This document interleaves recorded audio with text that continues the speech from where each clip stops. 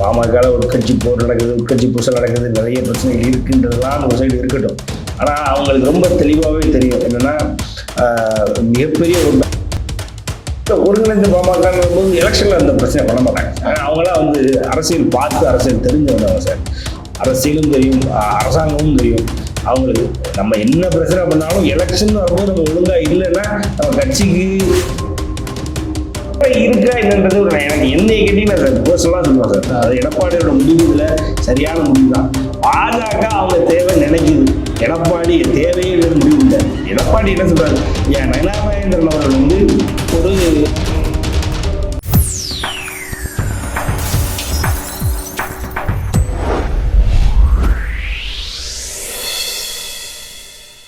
வணக்கம். இது golden chance வழங்கும் அரசியல் களம். இன்றைய அரசியல் களம் நிகழ்ச்சியில் நம்மோடு இணைந்திருப்பவர் அரசியல் விமர்சகர் திரு சத்யன் ராமசாமி அவர்கள். வணக்கம். வணக்கம் சார். தமிழ்நாட்டில் வந்து திரு அமித்ஷாவுடைய பயணத்திலே வந்து கூட்டணி கணக்குகள் வந்து ஒரு முடிவு பெறும், தெளிவு பெறும் அப்படின்ற சூழ்நிலையில அது இல்லாம அவர் வந்து திரும்பி போனார். ஆனா அதே சூழ்நிலையில இன்று வந்து பாமக அதிமுக கூட்டணியை வந்து உறுதி செஞ்சிருக்காங்க. இந்த கூட்டணி வந்து ஒரு பெரிய வலுவை கொடுக்குமா? மிகப்பெரிய வலுவை ஏறக்குறைய 80 தொகுதிகள் வட மாவட்டங்கள் இருக்கு சார். அதில் நீங்கள் 2024 பாமக வந்து அதிமுக கூட்டணி இல்லாததுனால ஏறக்குறைய 65 தொகுதியில் தோற்றுருக்கு. இதுதான் உண்மை. அதிமுகவினுடைய தோல்வி ஒரு 65 தொகுதிகளில். காரணமே வந்து இவங்களுடைய கூட்டணி இல்லாத ஒரு காரணம் தான். இப்போ இந்த கூட்டணி வந்தது வந்து எடப்பாடி அவர்களை இமாலய வெற்றியை சாத்தியப்படுத்தி கொடுக்கும் என்பதில் எந்த ஒரு மாற்று கருத்தும் இல்லை. பாமக உட்கட்சி போர் நடக்குது, உட்கட்சி பூசல் நடக்குது, நிறைய பிரச்சனைகள் இருக்குன்றதுலாம் ஒரு சைடு இருக்கட்டும். ஆனால் அவங்களுக்கு ரொம்ப தெளிவாகவே தெரியும் என்னென்னா மிகப்பெரிய ஓட் பேங்க் வச்சிருக்கிற ஒரு கட்சி. ஒரு ஒரு குறிப்பிட்ட ஒரு கம்யூனிட்டிக்கு அவர்கள் மட்டும்தான். இப்போ என்னதான் திமுக அதிமுகலையும் வன்னியர்கள் இருந்தாலும் வன்னியர்களுக்கான ஒரு கட்சி என்று அங்கீகாரம் பெற்று வன்னிய மக்களால் வந்து பெருசா வந்து பார்க்கப்படுகின்ற ஒரு கட்சி. அப்ப அப்படி ஒரு கட்சி வந்து இல்லாதது 2024 ஒரு பெரிய ப்ளோ. அதனாலதான் வந்து கம்ப்ளீட்டா 40 out of 40 அடிக்கிறாங்க, 39 out of 39 அடிக்கிறாங்கன்னு தமிழ்நாட்டில். ஸோ இப்போ அது இந்த கூட்டணி மறுபடியும் சேர்ந்ததுனால ஏறக்குறைய குறைந்தபட்சம் சார், அதாவது குறைந்தபட்சம் ஒரு 50 தொகுதிகளாவது எடப்பாடி அவர்கள் வசம் வந்துடும் சார். இதுல எந்த ஒரு மாற்று கருத்தும் இல்லை. அதற்கான ஒரு அச்சாரம் போடப்பட்டு விட்டது. இன்னும் வந்து பாரதிய ஜனதா கட்சி வந்து இப்போ நீங்க சொன்ன மாதிரி, நீங்க முதல்ல சொன்ன மாதிரி அமித்ஷா அவர்கள் வந்து போகும் பொழுது அவர் 50 தொகுதி கேட்டிருக்காரு அப்படின்னு சும்மா ஒரு லிஸ்ட்ல ஏதோ ஒன்று போட்டு இருக்கிற தொகுதி பூரா எல்லாம் அனுப்புனாங்க, வச்சாங்க. அதெல்லாம் பார்த்தோம். அது யூஸ்வலாக வெளியில் 50 தொகுதியெலாம் அவங்க கேட்கறதுக்கு வாய்ப்புகள் ரொம்ப கம்மி. ஒரு 30லேருந்து 35 தொகுதிகள் வந்து பிச் பண்ணுவாங்க. அதே மாதிரி வழக்கத்துக்கு நிகராக 25 தொகுதிகள்லாம் முடிப்பார் எடப்பாடியார். வந்து அவ்வளோ ஒன்றும் சோட போகிறவரெல்லாம் கிடையாது. ஏன்னா மாறாக இந்த தடவை பாஜக என்ன நினைக்குது அப்படின்னா, எப்படியாவது ஆட்சி பொறுப்பில் இருக்கக்கூடிய ஒரு கட்சியில கூட்டணி வந்துட்டு அதன் மூலமாக தன்னுடைய ஆட்சி அதிகாரத்தை எப்படியாவது இங்கே செலுத்திவிட வேண்டும் என்று நினைக்கிறது. அதில் எந்த ஒரு மாற்று கருத்தும் இல்லை. ஸோ இப்போ அதுக்கு இப்போ ஒரு முனைப்போட போறாங்க. ஒரு எடுத்துக்காட்டுக்கு நேனானந்தன் அவர்கள் சொல்றாரு, இப்ப எடப்பாடி அவர்கள் ஆட்சியில் அமர வைக்கும் வரை அதிமுகவினுடைய என்டிஏ கூட்டணியில் இருக்கக்கூடிய அதிமுக தலைமை இருக்கக்கூடிய இந்த கூட்டணி ஜெயிக்கிற வரைக்கும் விரதம் இருக்கின்றார். அண்ணாமலை வந்து எடப்பாடியார சிஎம் ஆகிட்டு தான் எல்லாரும் ஓயணும் அப்படின்றார். இருக்கிற பாஜக தலைவர்களுக்கும் ஒரு அதிமுகவுடைய தலைமைக்கும் எந்த ஒரு, அதாவது டிஃபரன்ஸ் ஆஃப் ஒப்பீனியன் சும்மா ஒருத்தம் கூட எங்கேயாவது கீறி போட்டோன்னா வேற மாதிரி எழுதணும்னா இல்லை. மாறாக இப்போ காங்கிரஸ் கூட்டணி எடுத்துக்கிட்டீங்கன்னா அது வேற மாதிரி, அதை நம்ம பேசுவோம். ஆனால் அதிமுகவை பொறுத்த வரைக்கும் பாஜக அண்ட் என்டிஏ பொறுத்த வரைக்கும் பாஜக அண்ட் அதிமுக ரொம்ப ஏதோ ஃபெவிகால் போட்டி ஓட்டின மாதிரி அவ்வளோ ஜெல்லா இருக்காங்க. இப்போ அது கூட பலம் சேர்க்கும் அளவுக்கு இவங்களும் வந்துட்டாங்க. யார் பாமக வந்துட்டாங்க. மீதி நம்ம ஆஸ் எக்ஸ்பெக்டட் டிஎம்டிகே வந்து சேர்ந்துச்சுன்னா அந்த 2%, ஏன்னா அவர்கள் இந்த தடவை ஜெயிக்கிற கூட்டணியில் இருக்கிறாங்கன்றதுனால கொஞ்சம் நல்ல ஜோஷா ஒர்க் பண்ணுவாங்க. ஜோஷா ஒர்க் பண்ணும்பொழுது ஆட்டோமேட்டிக்காக அது ஒரு 2.5-3% வரைக்கும் அவங்களால அந்த பழைய விஜயகாந்த் என்னுடைய அந்த வழி தொண்டர்கள் வரக்கூடிய இன்னைக்கு அந்த தொண்டர்கள் எல்லாருமே கண்டிப்பா செயல்படுவாங்க. கண்டிப்பா அதுல எந்த ஒரு மாற்றம் இல்லை. விஜயபிரபாகரனும் அவரும் வந்து மாணிக்கம் தாகட்ட ரொம்ப சொச்சமா தான் தோத்து போனாரு. பாத்தீங்க அப்படின்னா ரொம்ப சொச்சத்துல தோத்து போனாரு. 4000 ஓட்டு தோத்து போனாரு. அப்ப அவர் இந்த தடவை கண்டிப்பா அவர் எம்எல்ஏ ஆவதற்கான வாய்ப்புகளை தேடி அடைவாரு. அவர் எதிர்பார்க்கக்கூடிய தொகுதிகளாக அவர் அப்பா போட்டியிட்ட ஸ்ரீநிதி அம்மாவா இருக்கட்டும், இதுல அதாவது அவங்க அப்பா போட்டியிட்ட தொகுதிகளில் ஏதாவது தொகுதிகளில் கேட்க வாய்ப்பு இருக்கு.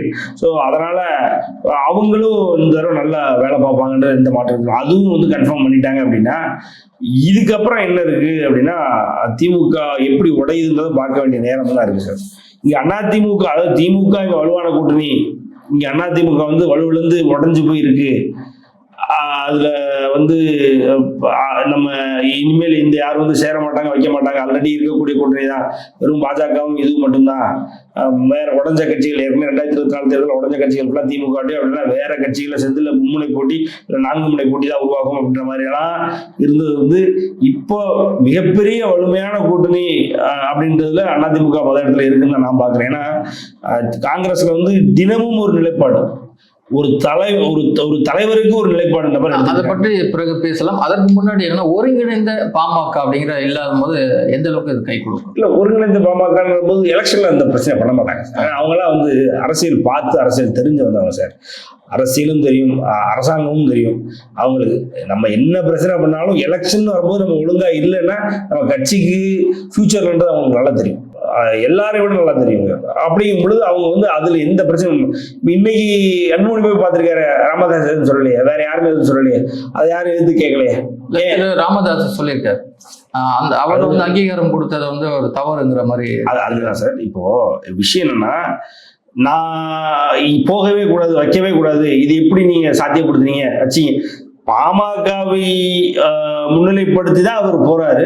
பாமகவை முன்னிலைப்படுத்தி போகும் பொழுது அங்க எடப்பாடி அவர்கள் அதை சரின்னு சொல்லி ஏத்துக்கிறாரு, முடிஞ்சிருச்சு. அதற்கப்புறம் பாத்தீங்க அப்படின்னா இது செல்லவே செல்லாத, நான் கூட கூட்டணியே வைக்கலையே, எனக்கு அதிமுக கூட கூட்டணியே வேணாம் அப்படின்னு வரல.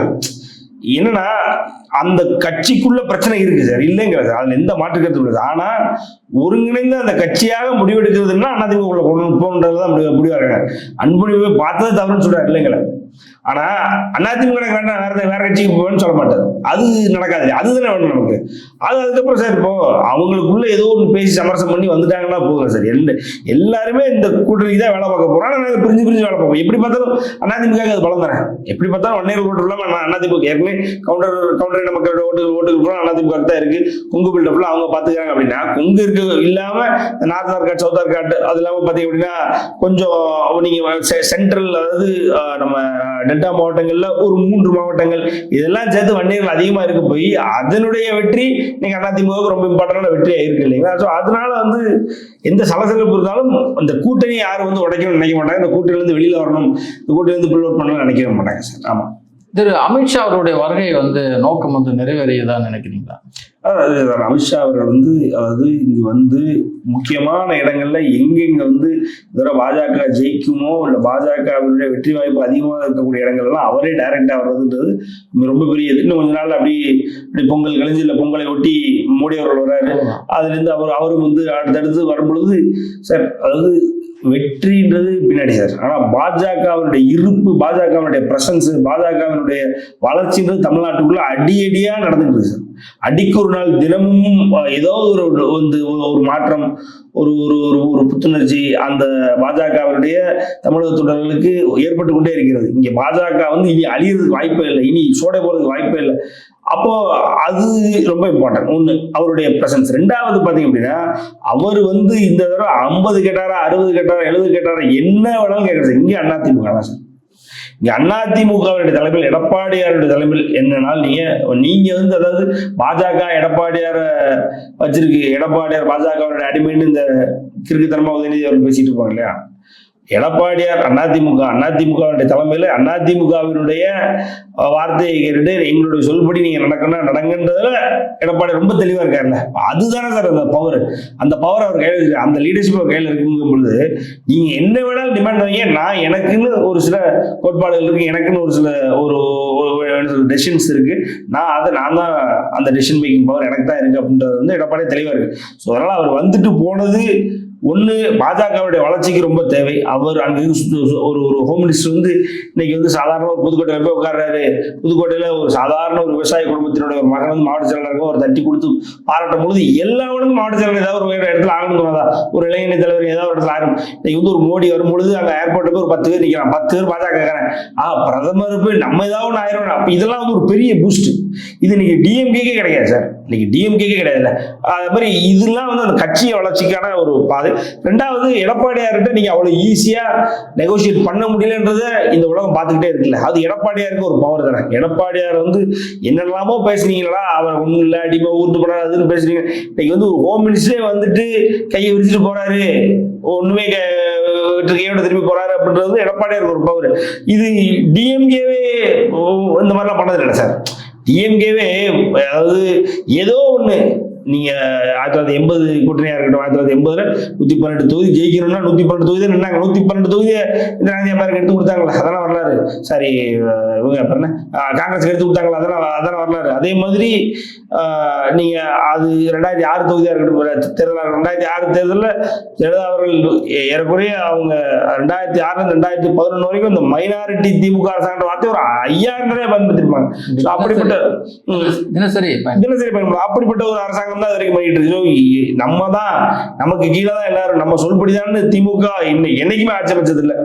இந்த ஒரு முறை ஆட்சி அமைச்சிருக்காங்க, அதுல இந்த மாற்று கருத்து இல்லை. ஆனால் எடப்பாடியார் இப்பயுமே வந்து அவருடைய ஸ்ட்ராங் ஹேண்ட் இருக்கு, அவருடைய அப்பர் ஹேண்ட், அந்த இரும்பு கரம் கொண்டு அவருடைய அந்த கூட்டணியை அமைக்கணும்னு நினைக்கிறாருன்றது ஒரு பெரிய விஷயம் தான். நம்ம அப்படித்தான் பார்க்கணும்.